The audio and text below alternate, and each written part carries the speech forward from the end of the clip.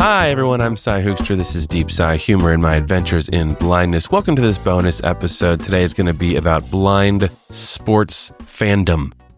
How does one enjoy sports when one cannot see them? This bonus episode, unlike most of them, is free for everybody. And the reason is twofold. One is I think it would be a good idea to give the free subscribers a little look at what happens on a regular basis behind the paywall, but also for a selfish reason. I guess the first one was selfish too, wasn't it? I'm such a selfish person. But the second reason is I want all of you to hear the announcement that I'm making today, which is I'm going to play you at the end of this episode a short clip for my new podcast. And the new podcast has to do with sports fandom, which is why I'm talking about this today. So let's jump right into it, shall we? How did I become a blind sports fan? Well, as you all know by now, probably, currently I'm a blind sports fan. When I was young, though, which is when I and most people, I think, get into sports, I was a low vision sports fan. I've always been blind in one eye. Well, not always. I've been blind in one eye since I was 15 months old. I could not see very well out of the other eye. So what that meant was I was drawn to sports, baseball in particular, and eventually football, that are very stop and start. Because if you lose track of what's happening, because let's say you can't see the ball, you very quickly will get a moment to pause and figure it all out and have the commentators tell you exactly what happened, and they'll play things in slow motion. And it's all very nice and accessible for a low vision person. It was also something, these games were also easier for me to keep up with live. I started going to baseball games very young. The first game I ever went to was actually a Tigers game when we were briefly living in Detroit when I was very little. I don't remember that game, but the only story I know is that a rookie got up for his first at bat and hit a home run, and then taunted the pitcher on the way around the bases and immediately got thrown out of the game. But when I was 5, in the year 1994, we moved to northern New Jersey. And in northern New Jersey, everybody in my town, at least, was a Yankee fan. And it was a very good time to be a Yankee fan because that's when the Yankees started getting really good again after kind of a drought. I think there was one kid in my entire grade who was a Met fan, which was sad for him for a lot of reasons. Not just because the Mets were very bad, but also because in the year 2000, the Yankees and the Mets played each other in the World Series, and then it was just like the entire school against this one kid, and he lost. Oh, poor little Billy. His name was actually Billy. I went to lots of Yankee games as a kid, and there were a few things that kind of helped me watch the action. One was just binoculars. I would just sit there with binoculars looking at the hitter, and then I could actually see in real time, if they swung and missed, or if they swung and hit the ball, or if they didn't swing. That's what I could pick up, because at no point on TV or live could I see the ball itself. But I was able to glean some information from looking at them. And then I could kind of look at the field, and I could see the Yankees, at least, because their home uniforms are bright white. They have pinstripes, obviously, but they're bright white. So there were like a lot of contrast between them and the colors of the field. If the other team was in a gray, they were harder to see. But the bright white uniformed Yankees, I could pick up at least where they were. They were like little blurry guys. But a lot of times that meant I actually still kind of knew what was happening, because even if you can't see the ball, you can see that the ball gets hit and the first baseman and the shortstop and the third baseman all run to the base, and the second baseman is moving to like a random point on the field, which indicates to me that it's a ground ball and it's going there. And I can see if he's still standing or if he dives, and I can see kind of when he throws the ball, and then I can see that the first baseman reaches out or reaches down to scoop it out of the dirt or whatever. All these little things that I could glean. If the ball was hitting the outfield, there wasn't much I could do, but I could glean lots of visual information. And then there's all the audio information, especially when you're live. You get the sound of the crowd around you, and it's not just the obvious things like they cheer if the other team gets out, or they cheer if the Yankees get on base or whatever. I used to be able to pick up on fairly subtle things from the crowd. I could almost always figure out like what the count was. If the ball was pitched to a Yankees batter and there was no sound, it was a strike. If there was like very small tepid applause, that was maybe ball one. And the noises would get louder, happier, or more angry as the balls and strikes got higher and higher. And then like if they hit the ball, I could tell the difference between a legitimate cheer for a base hit or a home run and a just kind of hopeful cheer that like the ball is in the air, but the crowd is not yet sure if someone's going to catch it, or the ball is going into foul territory and what they're actually cheering about is the fact that like a fan made a nice play to snag the ball. All those things I just became like able to discern. And there were lots of other like sound cues. There was one time recently, actually, this is very funny, very specific to Yankee Stadium sound cue. If you're familiar with Yankee games, you've probably heard of the bleacher creatures, which are sort of like the rowdiest Yankee fans. And look, we're talking about baseball fans here, so rowdy is a relative term. This is not the Philadelphia Eagles winning the Super Bowl. This is not a group of English football hooligans. This is just kind of some loud New Yorkers being loud. And they sit out there and they cheer in the first inning when the Yankees are in the field and the other team is batting. They go around to all the different Yankee players and they cheer for each individual player. They do like a little chant until the player turns around and waves at them and acknowledges them. And then they cheer and then they move on to the next player to chant. There was I think the most recent game that I went to, we were sitting on the first base side of the stands, but we had just, for whatever reason, most of the times that I had gone recently with my family, we had sat on the third base side, and I just like was not in any way involved in the ticket purchase this time around and just assumed that we were still on the third base side. And then so I'm sitting there with, as I've talked about before in this show, like my mental map of the stadium in mind. And I think that that home plate is on my right and the outfield is on my left. And the game is about to start and they throw the first couple of pitches and I hear the bleacher creatures chanting to my right where I think home plate is. And it took me a few seconds. I was really confused. And then I felt like almost a physical sensation as the mental map in my head just rotated 180 degrees because I was like, oh, that's right field. That's not home plate. That's the foul pole. So lots of information I could sort of glean. By the way, when the Yankees played the Mets, and even sometimes when the Yankees play the Red Sox, if enough Boston fans show up, it is actually harder for me to understand what's going on because no matter what happens, somebody cheers. And somebody's angry and somebody's happy, and I don't know who's who. And so it's harder for me to figure things out. But that's not most games. And then the other thing that I got that was always very helpful to me was narration. Meaning whoever I was with, a lot of times that was my dad or, a friend of mine. I had a friend growing up that we like would go to games with all the time, would tell me whatever it was that I missed, right? And would like explain in a lot of detail. And then I was also used to, because there's such a tradition in the US of baseball on the radio, and the Yankees have a pretty like legendary radio broadcast. And it's all just like a fun, happy accident of, the fact that baseball was a popular sport before television was around, which is like not true for most of the national sports that we care about in the US. Like baseball on the radio has this sort of like long romantic tradition to it. So I was very drawn to that for obvious reasons. There was like a lot of ways that baseball was just very accessible. And then football was the same way because again, it was so stop and start. I have been to a couple of live NFL games before, and those are not quite as easy to handle. When I could see, it was nice that there's such enormous jumbotrons, and they focus on what's happening, and so that was kind of helpful. But I think there's less to glean from the crowd noise and just from the noises in general. There aren't like, you don't hear the bat hitting the ball in football. There's no like count to keep up with based on the crowd noise, all that kind of stuff. And by the way, I do know some blind people who go to live sports and then still will just like have a radio.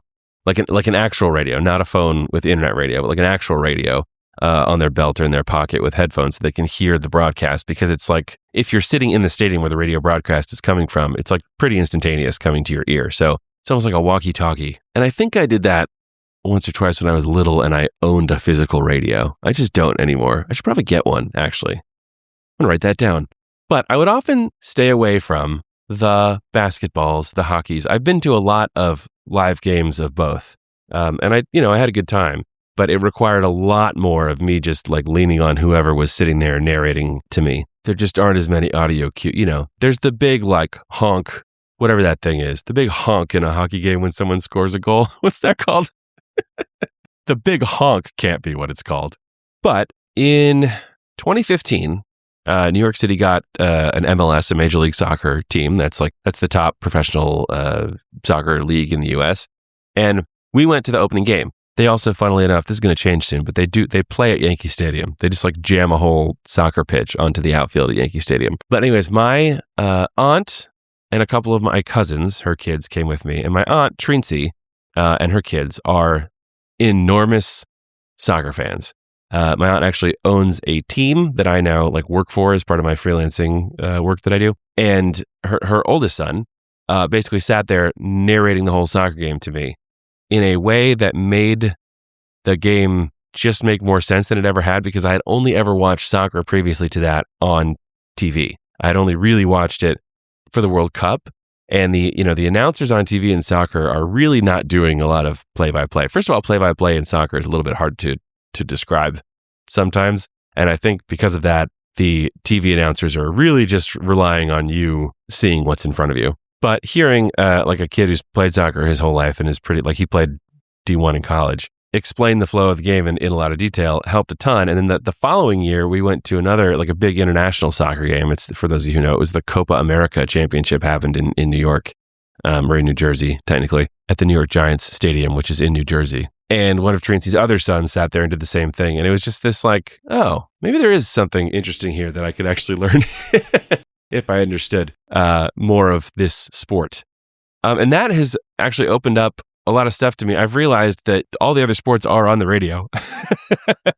There is, even if it's nowhere near as like big of a romantic tradition as it is in baseball, everything's on the radio. You can listen to anything. You can get a lot of play-by-play detail from people, even in the sports that are not stop and start, and you can enjoy them in all kinds of different ways, which is like, I think if I had thought about it, I would have known that, but I just hadn't really thought about it that much because I had sort of just filled my life up with baseball and football pretty naturally. Without really thinking about it much. Basically, what I realized is a lot of sports fandom, kind of like everything being blind, is really about access to information, right? You're being told a lot of information visually when you watch sports. And I understand sports are nice to look at. I remember that. I could see things pretty well when I was a kid. That was great. But there is a ton to be enjoyed if you're just getting access to the information anyway, because like ultimately what sports are about is once you have that information, it's like the stories that you're hearing and that you can tell, and it's about shared community and shared joy and failure of this thing that everybody's cheering for. And here's my like emotional anchor point for that. Because when I was 8 years old, I got to go to Game 6 of the 1996 World Series. The Yankees were in it. They were playing Atlanta. The Yankees were like on a resurgence, kind of similar to what the Yankees have been going through in the past 15 years or so. It had been a while since the Yankees had won the World Series. I mean, not a while in like Red Sox terms. No, I'm talking about like a real sports franchise, like a 20-year drought-ish. And so the Yankees lost the first two games pretty badly, actually.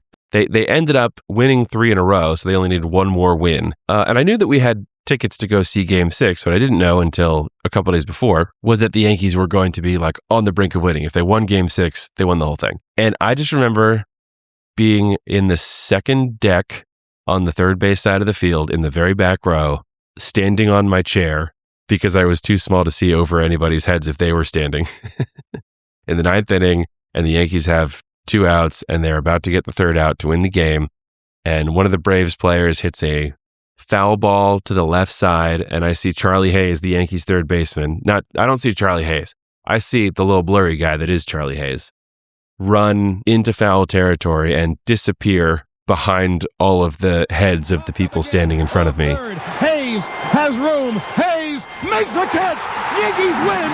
The Yankees win. And then just everybody's fists goes in the air and everyone starts screaming. But here's the thing I really want to point out about that memory. Nobody, no kid my age, my height specifically, standing on that chair trying to watch the game could have seen Charlie Hayes catch the ball. Everybody would have inferred it from the fists in the air and the screams of everybody else around them.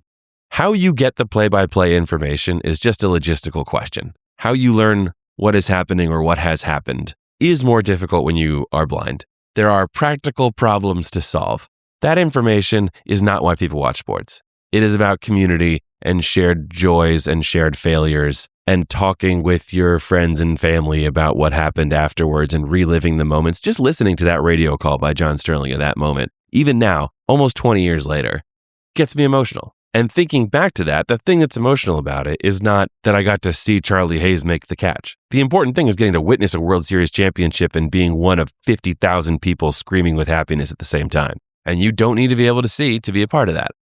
So, clarifying that is kind of what opened up the world of other sports to me and is part of, a big important part of, how I ended up getting into soccer. which is a much more recent development in my life. And now here, I want to play you the trailer for my new podcast. A lot of us in America just don't get soccer. We didn't grow up as fans, or we only watched the World Cup. But it's the fastest growing sport in the country. And the World Cup is coming to the U.S. this year. So it's time to join the party. I'm Tracey Russell, a soccer team owner and soccer mom of 4 college players. And I'm Cy Hoogstra. I work for Tracey's team, and I'm a casual World Cup viewer turned actual soccer fan. We're breaking down the basics of soccer and giving you everything you need to understand and maybe even fall in love with the beautiful game. It's Soccer Explained, a guide for casual viewers and the soccer curious. Listen at soccerexplainedpod.com.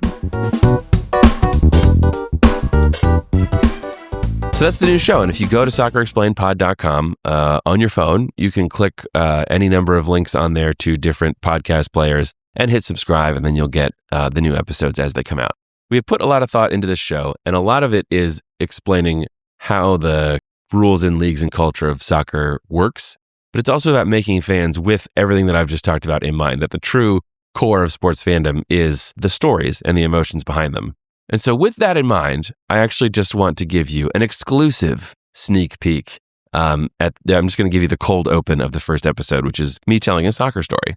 So we're going to end on that before we go. The podcast art and blog graphics are Will Chung. And the music today, which is the theme music of Soccer Explained, is also by the blind musician Andre Lewis that I use for all the music on the bonus podcast episodes here. So without further ado, here is your exclusive sneak peek at Soccer Explained. I'm going to start us with a story. It is 2014. I'm watching the World Cup. It is Uruguay versus Colombia. Uruguay is kind of a perennially competitive team in the World Cup. Colombia had never in their history been farther than where they were at that moment, the round of 16. There's no score. It's the 28th minute of the game. A Colombian player passes the ball in the air to another player who then heads the ball to a third player named James Rodriguez. Rodriguez at this moment is an up-and-coming star. He started playing professionally at 14 years old in Colombia, but he's not quite the international superstar that he would be after this tournament, really after this specific moment. Because here's what happens. As the ball is coming towards him, he's receiving the pass from behind, so he's facing away from the goal that his team is trying to score on. He takes a little look over his shoulder to see what's behind him. What is behind him is multiple defenders, a goalkeeper, and more than 25 yards between him and the goal. He turns his attention back to the ball. He angles himself so that he will kind of deaden its movement with his chest. The ball hits him and starts to fall to his feet. I say starts because before the ball can hit the ground, he does a 180 and launches it. Not by Alvaro Pereira, hit by James! Oh, what a goal! One of the greats! Colombia ends up winning that game, advancing to the quarterfinals for the first time in their history. Rodriguez spends the next several years on a couple of the best club soccer teams in the world, winning half a dozen major championships. But this goal, before I saw Rodriguez do that, I did not know that anyone could do that. It looked superhuman. It looked like magic. What I have come to realize since then is that that magic is soccer. Soccer is 2 teams trying to pull off a magic trick. Getting a ball into a goal without using your hands when a bunch of people are trying to stop you is very hard. But the play of the game is so open, it stops so rarely, it's so fluid, it's so moving and ever-changing that an opportunity to score can arise unexpectedly at any second. So the defense has to spend 90 minutes frantically slamming the door shut every single time it does. So listen, here's my pitch to Americans who complain that soccer is a low-scoring game. It is, which means leads are usually small and usually unsafe. One team can dominate for the entire game and see all that work evaporate in seconds, and any team who is behind is usually just a couple of good plays away from victory. So, if you are invested in the outcome of this low-scoring game, it is completely normal to be on the edge of your seat for 90 minutes straight. And the consistency of that drama, the rising and falling and surging and waning of the emotion of the game, is one of the many, many reasons that it's the most popular sport around the world and the fastest growing major professional sport in the United States. In terms of viewership, it is well on its way past hockey and moving up toward the big 3. And that trend is only going to accelerate this year because the World Cup is coming to North America. The US, Mexico, and Canada are co-hosting. Millions of people are going to be pouring into American cities for games. The final is going to be at MetLife Stadium where the Jets and the Giants play. It's going to be incredible. If you are not normally a huge soccer fan, but you want to be a part of that excitement, then my friend, you are in the right place.